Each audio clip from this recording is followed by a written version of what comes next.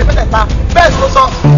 ohun tó wà nínú ayé ló pọ̀ ẹ̀rù sí kí n má tẹ̀lé ayé ní nílò àdúrà.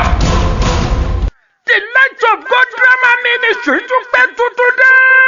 Bí omi bá balẹ̀ á nípa òjò balẹ̀ dá pẹ̀rẹ̀pẹ̀rẹ̀. Sinimá kejì òkùnkùn balẹ̀ gbogbo ayé gbà tiẹ̀.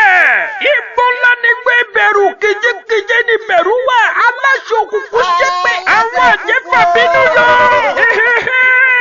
Ewu ọ̀pọ̀lọpọ̀ ìṣẹ̀dá nínú agéjú òkùnkùn. Oorun yìí pọ̀, Adébígbédé ni tí gbogbo ayé ń sá fún ọ. Sinimá agéjú òkùnkùn gbóná aṣọ pọ̀ ń bẹ̀ ó fàkọyọ.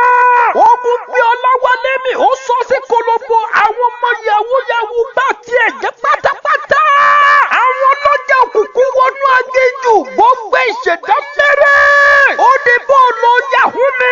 Ọ̀pọ̀lọpọ̀ òṣèré ló kó wá ń bẹ̀. Bẹ̀rẹ̀ látòrí Oyèléyé Lawal, Sunday Dada,